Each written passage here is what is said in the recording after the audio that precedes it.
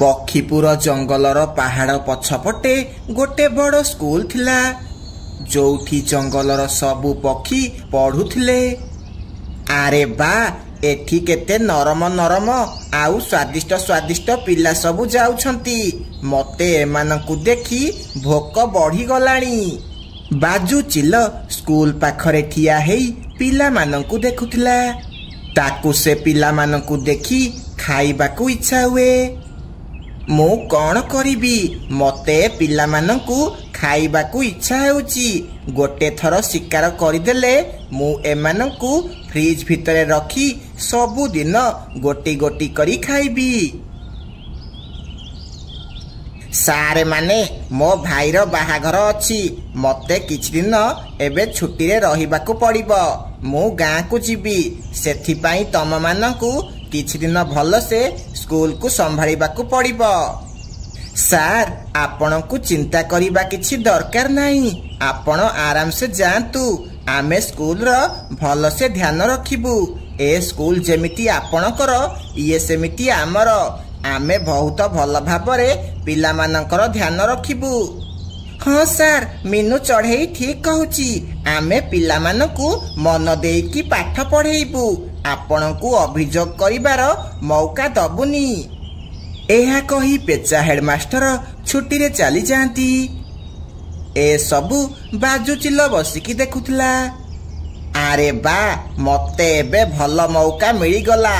एबे मु जहा चाहूथिली मु सेया करिबी। जाउची स्कूल भीतर को जीबी। बाजू चिल जणे सारंक बेसरे क्लासरूम भितरे पसी जाए। पिला माने तमे सबु केमिति अछ? आउ ए दुई जण मास्टर तम मानकु भल से पाठ पढ़ाउछंती टी? चिल को देखी सबु पिला आउ सारे माने बहुत डरी जाती। ए चिल तू किए? तू ए स्कूल भीतर को केमिति आसिलु? मु तते पिला मानकु खाइबाकु देबिनी। मु तते कण पिला खाइबा वाला शिकारी चिल देखा जाउची? मु बहुत पाठ पढ़िची। आउ मु जणे बहुत बड़ शिक्षक। पेचा हेडमास्टर मते स्कूल संभाळिबाकु पठेइछंती। तू मिछ कहूचु काई? आमकु तो पेचा हेडमास्टर को नुआ सारे आसियो बोली कहि नाहांती। जा पड़ा एठू नहले तो सह बहुत खराब हेबो। आरे तमे माने मो उपरे विश्वास कर। मु पेचा सारंक दूर बंधु।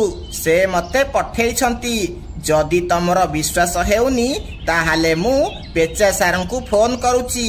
आउ तांकु कहिबी तम दुई जनकु स्कूल रु बाहर कर देबा पई। नाई नाई मते बहुत कष्टरे ए चाकरी मिलिची। तमे एमिति करनी। ताहाले ठीक अछि। तमे दुई जण पिला मानकु पाठ पढ़ाओ। मु स्कूल रो अन्य काम संभाळी देबी। एहा कही बाजू चिल हेडमास्टर को ऑफिस रूम को जीवाकु लागे। मते चिल उपरे संदेह हेउची। ये केते बेले भी पिलांको उपरे आक्रमण करि पारे। आमकु पिला मानकु चिलठु केमिति निजकु बंचेई पारिबे सेइटा सिखेइबाकु पड़िबो। आउ जेते बेले पेचा सारे आसीबे सेतिकी बेले ए चिलर असल चेहरा सामना को आसीबो हेरी। तू तो जानिचु मीनू चढ़ई आमकु ए चाकरी केते कष्टरे मिलिची।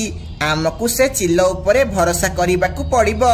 नहले से पेचा सारंकु कही आमकु ए स्कूल रु बाहर कर देबो। तापरे से दुई जण मिसी पिला मानंकु पढ़ेइबाकु लागंती। एमिति दुई दिन बीती जाए। ता पर दिन सकाळु बाजू चिल मीनू आउ मिट्टू को हेडमास्टर को ऑफिस को डाके। काली पेचा सारंक भाईर बाहाघर सेथिपाई मते भी जीवाकु पड़िबो। काहेकि ना मु तांकर मामू हेबी। सेथिपाई काली स्कूल छुट्टी रहिबो। तमे दुई जण आउ पिला माने केही भी आसीबनी। ताहाले मु एबे चाहि पिला मानंकु ए कथा कहि देउची। ना ना ए कथा मु निजे जाई पिला मानंकु कहिबी। पिला माने छोटी कथा सुनी बहुत खुशी हेई जिबे। एबे तमे दुई जण घर को जाओ। सार आपणकर बहुत बहुत धन्यवाद। मु बहुत थकी जाइतिली। काली छुट्टी रे मु दिन जाक आराम करिबी। एहा कही मिट्टू आउ मीनू चढ़ई निज निज घर को चली जाती। बाजू चिल कालीर छुट्टी विषय पिलामानंकु किछि भी कहे नाही। काली जेतेबेले पिला स्कूल आसीबे सेतेबेले कोनोसी सार नथिबे मु आराम से पिलामानंकर शिकार करि परिबी। एमिति से दिन बीती जाए। ता परदिन पिलामाने रेडी हेई स्कूल जिबाकु लागंती। काळू भाईर एबे फोन आसीथिला। मो भाईर झियकु गोटे चिल्ल उठेइकी नेई गला। मो भाई एबे केते चिंतारे थिबो। ए सबु से भाउज जोगु हेला काहेकि ना से झियकु एकुटिया स्कूल छाड़िले। कौन से चिल्ल एमिति कला? मु से चिल्लकु जमारू छाड़िबिनी। मु ताकु बहुत बाड़ेबी आउ ता दांत भांगी देबी। जगुकु से चिल्ल उपरे बहुत राग लागे। तापरे से स्कूल को चली जाए। आरे आज कौन कोनोसी सारे स्कूल आसी नाहंती। आज खाली आमे पिला माने आसीचे। आमे तो एकुटिया अच्छे। तमे सबु एकुटिया नुह मु तम सह अछि। आज तमकु मोठू केही भी बंचेई पारिबेनी। आज मु तमकु मारी मजा करी खाइबी। अरे हो मीनू मैडम ठीक कहिथिले। ए चिल्ल जमारू ठीक नुह। एबे आमे कौन करिबा? आरे आमे सबु डरुचे काहेकि? आम सार आमकु डरिबा शिखै नाहंती। आमकु केमिति चिल्लर सामना करिबा शिखै छंती। ए चिल्ल तोर जदि दम अछि आमकु धरिकी देखा। जदि तते बाड़े की तो आई कथा न मने पकई देइछि तू मते कहिबू। पिला हेई कि तू एते बड़ बड़ कथा कहूचु। तते मु एबे प्रथमे मारिकी खाइबी। अरे सांग माने आमे चिल्लकु केमिति मारिबा? ये तो हमको मारिकी खाई दबो। आरे तमे माने मने पकाओ आमको मीनू सार कौन शिखै छंती। केमिति चिल्लठू बंचिबा आमको शिखै छंती। सुन तमे सबु पिला अछ। जदि चिल्ल तमको आक्रमण कला ताहले तमे सीधा ता लांजको जाबुड़ी की धरि देब आउ ताकू जोरे जोरे भिड़ीबाकू लागिब। जहा द्वारा ताकू बहुत कष्ट हेब। तापरे तमे आराम से सेठू पळेई पारिब।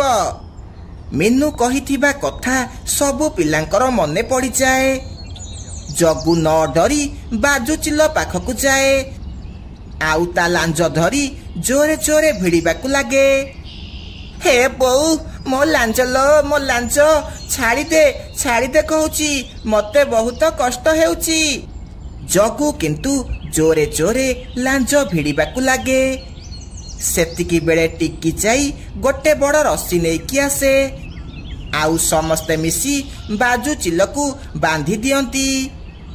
चाल सांग माने ये एबे हमरो किछि भी करि पारिबनी बाड़ा याको मिसिकी। तापरे समस्ते मिसी बाजू चिल्लकू जोरे जोरे बाड़ेइबाकू लागंती। एमिति बाड़ेई बाड़ेई ताकू जीवनरू मारी दियंती।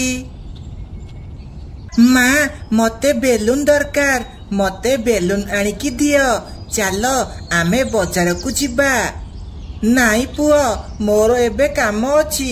मु तते संध्या बेलकू नेइकी जिबी। नाई माँ तमे सबु बेले एमिति कहूच किंतु केबे भी बाजार को नेइकी जाउन। पुओ मु सत कहूची ए बाजी तते बाजार को नेइकी जिबी। आरे काळू तू मते केमिति पक्षी मानकर मांस आनिकी देई पारिबू? आरे बाजू भाई तमे से कथा चिंता करनी। मु केमिति कौन करिकी तमको पक्षी मानकर मांस आनिकी देबी किंतु मते सबुदिन पैसा देबाकू पड़िबो। किंतु गोटे कथा मने रखे काळू काऊ मते सबुदिन गोटिए लेखाए पक्षी दरकार माने दरकार। नहले तू जानिचु मु रागिले कौन करिबी। तू मते पक्षी आनिकी दे मु तते बहुत जल्दी लक्षपति करदेबी। तापरे काळू काऊ ता उपाय विषय बाजू चिल्लकू कुहे। ता परदिन सकाळू काळू काऊ जंगल रे बहुत सारा बेलून धरी बसी पड़े। आस आस पिला माने रंग बेरंग बेलून नेब आस जल्दी जल्दी आस। बेलून कथा सुनी सबु पिला पक्षी माने काळू पाखकू दौड़िकी आसंती। काळू अंकल मते सबुठु बड़ बाला बेलून दियो। ନାଇଁ ନାଇଁ ତାକୁ ନୁହଁ, ମତେ ସବୁଠୁ ବଡ଼ ବାଲା ବେଲୁନ ଦରକାର। ନା ନା କାହାକୁ ମିଳିବନି, ମତେ ସବୁଠୁ ବଡ଼ ବାଲା ବେଲୁନ ଦିଅ, କାହିଁକି ନା ମତେ ବଡ଼ ବଡ଼ ବେଲୁନ ବହୁତ ପସନ୍ଦ। ଆରେ ପିଲାମାନେ ଝଗଡ଼ା କାହିଁକି କରୁଛ? ମୋ ପାଖରେ ସବୁ ବଡ଼ ବଡ଼ ବେଲୁନ ଅଛି, ମୁଁ ସମସ୍ତଙ୍କୁ ବଡ଼ ବଡ଼ ବେଲୁନ ଦେବି। ତାପରେ କାଳୁ କାଉ ଟିକିକୁ ଛାଡ଼ି ସବୁ ପିଲାଙ୍କୁ ଗୋଟେ ଗୋଟେ ବେଲୁନ ଦେଇଦିଏ। ସବୁ ପିଲା ବେଲୁନ ନେଇ ନିଜ ନିଜ ଘରକୁ ଚାଲିଯାଆନ୍ତି। କାଳୁ ଅଙ୍କଲ, ମୁଁ ପ୍ରଥମେ ବେଲୁନ ମାଗିଥିଲି, ମତେ ଦଉନ ବେଲୁନ?